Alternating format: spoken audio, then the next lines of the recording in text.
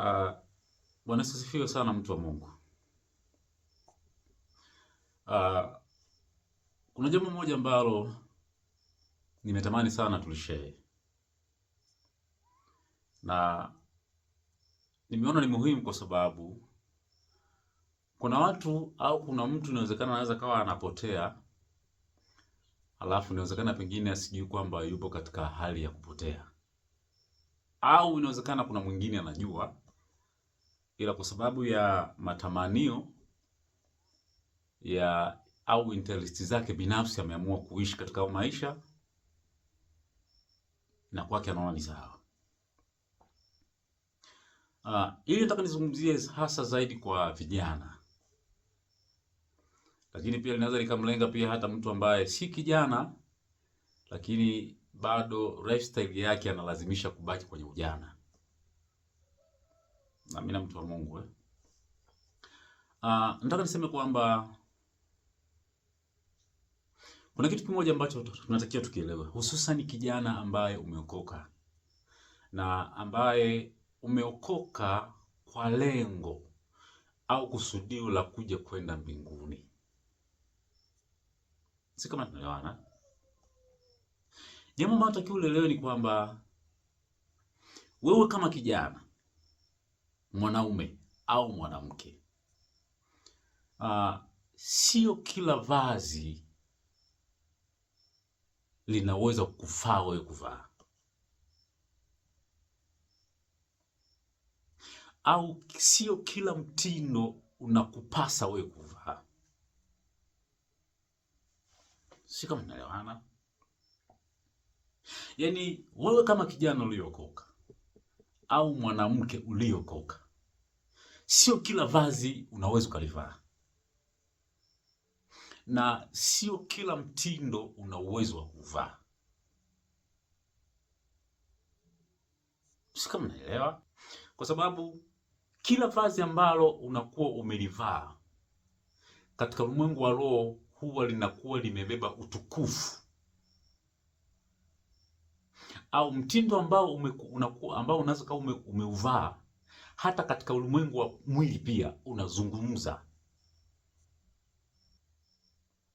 Sio kama unanielewa? Na tafsiri ya hilo vazi utakalolivaa kama haitabeba utukufu wa Mungu ndani yake, maana yake jambo hilo au vazi au muonekano ambao unakuwa uko nao kwa wakati huo unafanyika kuwa chukizo mbele za Mungu. Na jambo lolote ambalo halibebi utukufu wa kiungu unapokuwa unalifanya, ina maana ni dhambi. Sio kila mtindo ni wa kuvaa. Kwa nini? Kwa sababu mtindo utakao kuwa umevaa, kama huo mtindo ulidhalishwa au yule aliyepata hiyo idea ya kudhalisha huo mtindo au kutengeneza huo mtindo kuna pepo au uwepo wa kipepo ulikuwa juu yake, ndo ukadhalisha hiyo idea, sawa, ambayo hiyo idea inawezekana yeye mwenyewe alikuwa anajua au alikuwa hajui, ambayo katika ulimwengu wa roho huo mtindo umebeba sura fulani ya kishetani ndani yake. Yaani kuna ni alama au ina viashirio fulani katika ulimwengu wa roho ambayo imebeba sura ya kishetani. Unapokuwa umeutumia huo mtindo, maana yake katika ulimwengu wa roho unabatizwa chini ya ule uwepo au ile roho au yule pepo ambaye alikuwa ni source ya huo mtindo kudhaliwa na kuwepo duniani. Unapokuwa unavaa ule mtindo au unautumia ule mtindo, automatic unabatizwa chini ya uwepo au unakuwa unaitukuza au unaitambulisha idea ya yule pepo, au unamtambulisha yule pepo, unamtukuza yule pepo kwa jinsi ya mwili kwa kupitia mtindo ule. Na ndio maana sio kila mtindo unatakiwa kuvaa.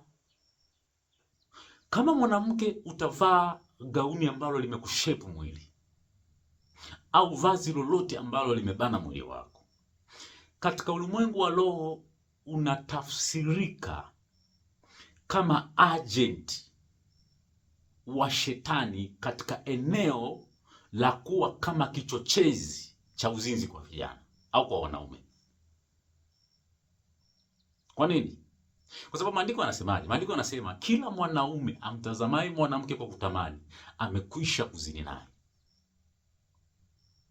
Sio kama naelewa. Na udhaifu na kuathiriwa kwa hisia kwa mwanaume kupo katika kutazama. Sio kama naelewa. Kwa kitendo cha kuvaa hilo vazi katika ulimwengu wa roho unakuwa unatafsirika kama agenti wa Ibilisi katika eneo la uzinzi.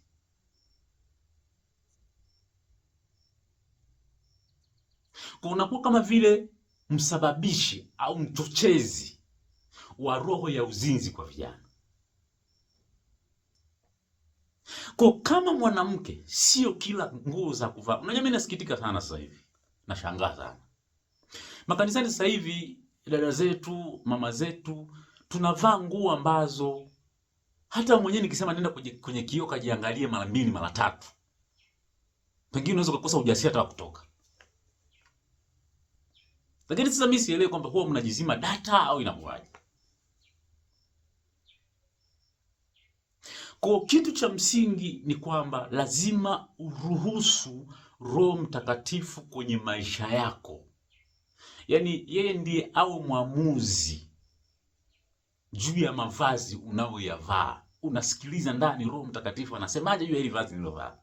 Umevaa hilo vazi, umeenda kwenye kioo, ukaruhusu usikilizaji wa sauti ya ndani. Inakwambiaje juu ya hilo vazi?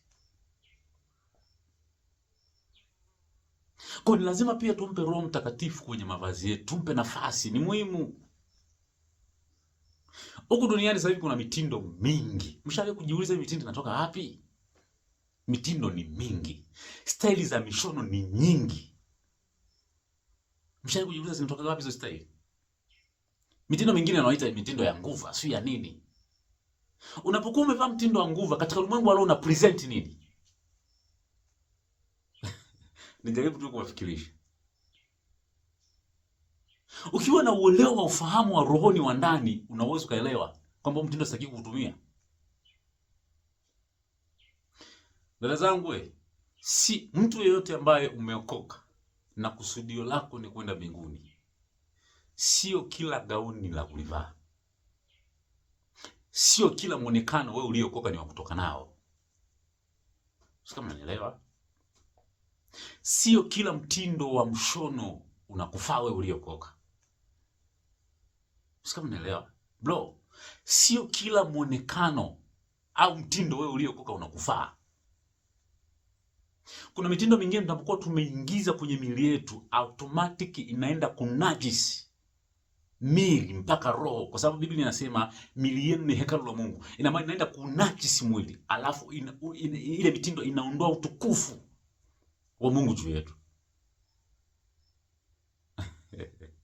Matokeo yake sasa, kwa kupitia hii miili na mitindo ya mavazi, tumekaribisha roho za uzinzi kwenye maisha yetu. Tumekaribisha mapepo ambayo yanatupeleka kwenye vitu ambavyo sio sahihi. Mungu akubariki sana. Nafikiri kuna kitu hapo umenielewa, nisiongee sana.